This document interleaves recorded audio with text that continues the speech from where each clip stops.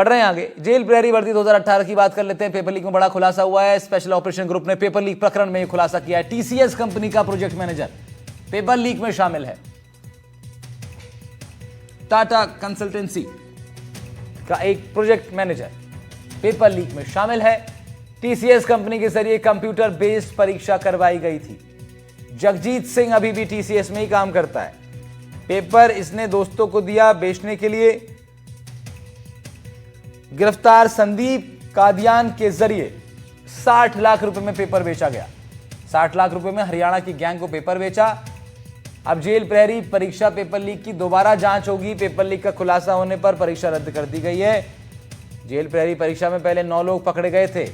जांच कमेटी गठन के बाद 10 लोग और पकड़े गए हैं। टीसीएस का प्रोजेक्ट मैनेजर जगजीत जमशेदपुर का ही रहने वाला है। अपने साथी करण कुमार और देवव्रत संग पेपर लीक किया है इन्होंने। जगजीत, करण कुमार और देवव्रत साथ पढ़ चुके हैं। इसको लेकर एक छोटी सी रिपोर्ट हमने तैयार की है, वो दिखाते हैं आपको जरा। इस तरह से जो जेल भर्ती का जो एग्जाम लीक हुआ था, मेरे साथ हैं एडीजी वीके सिंह इसको डिस्कस करने के लिए। सर, बहुत बड़ा खुलासा है। टीसीएस जो एक जानी मानी कंपनी है, प्राइवेट एजेंसी, उन्होंने एग्जाम कंडक्ट किया था। एग्जाम को रद्द करना पड़ा था और उसमें आपने अब पकड़ा है एक टीसीएस का ही एम्प्लॉय इसमें इन्वॉल्व था।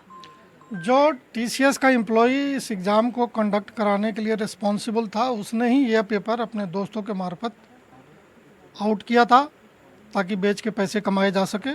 3 लोगों की गैंग थी ये खुद। सर, अभी भी टीसीएस में है और थोड़ा सा पूरा वो बता दीजिए कि कैसे मोडस ऑपरेंडी रहा है।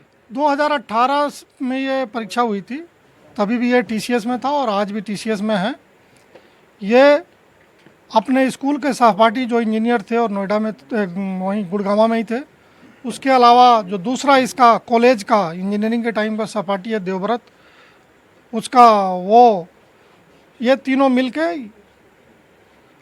ये पेपर हरियाणा के जो लोकल गैंग्स है उनको पास ऑन किया था ताकि इस पेपर को बेच के पैसे बनाए जा सके। लगभग 60 लाख रुपए में ये सौदा तय हुआ था। लेकिन जैसे 28 अक्टूबर वाला परीक्षा का पेपर पढ़ा रहे थे, उस समय ये बात खुल गई और पुलिस ने उसमें छापा मार दिया था और जगह जगह 1-2 जगह और पेपर पकड़ में आ गया था कि लोगों के पास सॉल्यूशन है एडवांस में, तो पेपर कैंसिल हो गया था। इसलिए ये गैंगस ये जो है पेपर लीक करने वाले, इनको पूरा पैसा जो 60 लाख रुपए था वो मिला नहीं।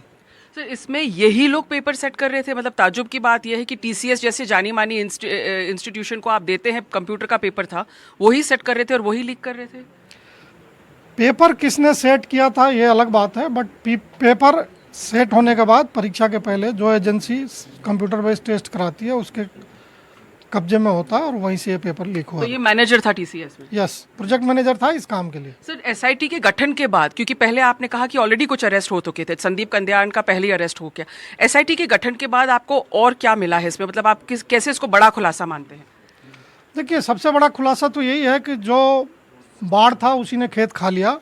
जिसकी जिम्मेवारी थी परीक्षा को ढंग से कराने के, उसी ने पेपर बेचने का प्रयास किया और पेपर बेच ही दिया था, भले ही वो परीक्षा कैंसिल हो गई। जो टीसीएस जैसी एजेंसी का एम्प्लॉय इस तरह की हरकत कर सकता है, इससे दोनों ही टीसीएस भी सीखेगी और मैं समझता हूँ कि जो एजेंसीज टेस्ट के लिए थर्ड पार्टी को हायर करती हैं वो भी इससे सीखेंगी कि सारा कंट्रोल एक एजेंसी के पास में नहीं होना चाहिए, अलग अलग कंपार्टमेंटलाइजेशन होना चाहिए, ताकि अगर एक एजेंसी का कोई कंप्रोमाइज़ भी हो जाए तो वो फाइनली एग्ज़ाम कंप्रोमाइज़ नहीं हो। उधर बी